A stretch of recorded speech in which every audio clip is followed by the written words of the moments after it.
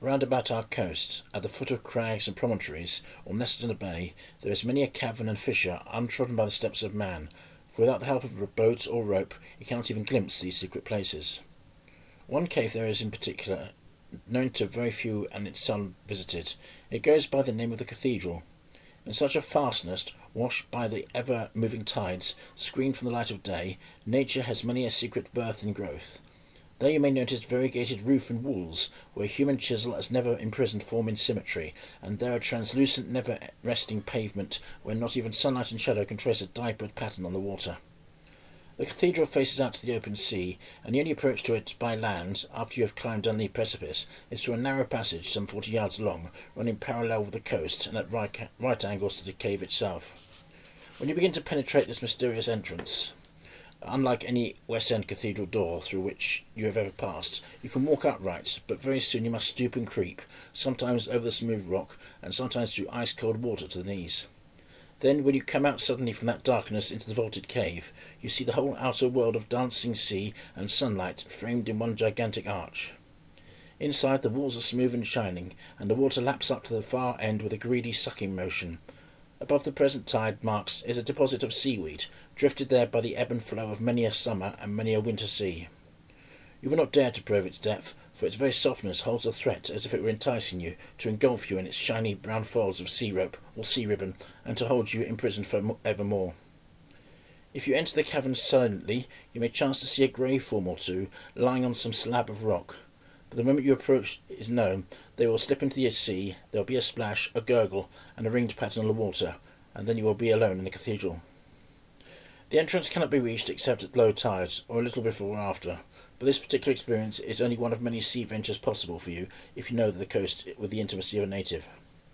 Somewhat further in from the Atlantic than those crags and caves are certain sandy estuaries long associated with weird and gruesome tales. They are tales of death and warning, of unearthly wailing at dead of night, as of women in the grip of the fiend himself, of sobbing, crying, and moaning, all portentous with prophecy and harbingers of sorrow to those who hear them. Even a fisherman are not proof against them, superstitions or beliefs, though they, of all men, might have been made known the truth, which was left for the 20th century sceptics to declare. Seeing is believing, say these enlightened ones, and sound carries proof of identity. What ghostly wail at midnight among these mysterious shifting sands, where the tide rushes in with the velocity of panic, could impress on them a sense of fear and shrinking, a belief in ghosts, a message from the unseen world. Yet, after all, may not reality hold more terror than shadow? May it not be that no wall of spirits, no fiendish clamour bred of men's imagination could equal its pathos and terror, the sound of the seal crying at night, crying out its very soul in these lonely spaces where sound and water wage unresting conflict. Have you heard that music? If you have not, pray go out and listen on a dark autumn evening where there is no moonlight, and as you go, take one of the enlightened ones with you by the hand. Not for your own support or comfort, just for his further enlightenment. The first time I ever heard that seal music was in their more northern haunts, when we were rowing round the Isle of Caverns one day in June.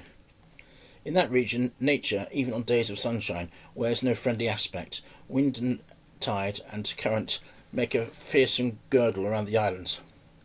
Between this Isle of Caverns and the mainland, the sound is hardly a mile in width. Here on the calmest summer day you may watch the tide racing up or down in the middle of the channel with all the clamour of a millstream. You may note the foaming mane of the horse, the evil submarine rock. For all its gleaming whiteness, there is something very sinister about that crested break in the blue expanse of the water. You may row into the caverns, or you may listen to the boom of the sea below, as you stand on the island cliffs, but you'll never lose the feeling that the King of Darkness holds his power unencumbered there. You feel that he has undermined the land with his impenetrable caves, and sown the bottom of the sea with rocks and reefs and pinnacles, that he has thrown the shades of mystery and danger over and under God's briny paradise. One cave runs in 200 yards. You can explore it in a boat till you leave daylight 60 yards behind you. After that you have to swim. The roof is all different levels and colours, and there is a twilight world of wash and echo in there, a weird beauty of that sunshine or solid earth, or the canopy of heaven, only the deep green water heaving and sucking underneath you with an energy that leads nowhither, only forth and back, yet never rests from motion. On the west side of the island, we were just going to row into a fissure full of seabirds and the nests when a most unearthly wailing came from a nearer cave. For one moment, it literally stopped the beating of our hearts. It was not only like the wail of a soul in torment, it had the note of hopeless, questioning terror, a kind of beseeching, tremulous sob, half fear and half entreaty, in the face of some unrelenting mystery. It sounded like a voice saying, "Open and tell us, open and tell us," but behind and under those simple words was a sound like the rush of many waters, and of children crying in the dark, of wind confined in caverns, and of ghosts in prison, waiting for the sunlight. It began again and rose to a louder, more urgent note, almost a bark. Then it died down again to a liquid sigh. "A seal," said our boatman, resting on his oars. We begged him to turn and take us in. The cave was narrow, and we backed in slowly. The water was clearest green. The whole cave was full of green light or green darkness, and coolness and mystery. We were hardly in when the unearthly sound began again. Only this time it was not one lost soul, but must have been strophe and antistrophe and chorus.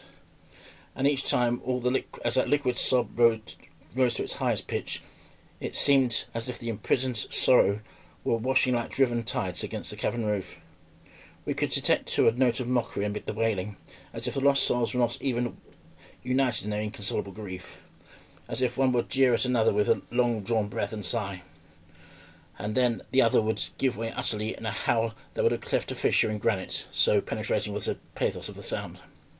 The cave was not a long one, but when it seemed to end there was a passage to the right, from whence, as from a funnel of darkness, these heart-rending sounds had reached the outer air. There was no room to turn a boat, but we could half turn and back in. The funnel was short, and in the act of turning we saw a ghostly vision. We had left the sunlight and the blue sea outside, left the gleaming green of the water in the main cavern, and with eyes only half accustomed to that dim light, we tried to pierce the end of the funnel. The water was breaking in there on a tiny beach of pebbles. We could not see the pebbles, but we could hear each wave suck backwards and over the stones. The darkness was not that deep. Peering into the cave towards us were three grey faces, transparent and shadowy in that uncertain light, but almost human in their anxious expression. They looked like the faces of old men crouching there, overburdened with the knowledge of long ages, peering into the future with apprehensive hair. But the face had grey whiskers above their childish features, and behind them we could half divide three shining bodies. There was a flip-flap and a sudden grinding of stones, as if a seventh wave was receding down a tiny cavern beach, but it was a very long wave, for the whole beach seemed to be moving, and it continued moving. "They're coming," said the boatman. I believe that as he spoke he backed slowly, but his movements had little interest for us. We saw half a dozen seals plunge into the water with a single rush, then 6 more, and after that others again, but by that time our attention was turned to the water itself, and we had none to spare for those queer slippery forms coming down the beach. There was a splashing on every side, a heaving and pitching of our boat, a gurgling and foaming of the water. The whole cavern seemed to be rocking, and the water was churned into spray as the seals plunged under and round the boat, and then went swimming out to the open sea. So small was the space, and so sudden the onrush, that we half expected to find a seal or two in our arms, and we certainly expected them to capsize the boat. For the advance of 20 panic-stricken flopping forms in that narrow space, where they could not separate to pass us, made us realise how frail a thing was our little craft. "I've never seen such a sight in all my 49 years here," said the boatman. "Not so many together at that. There must have been 20.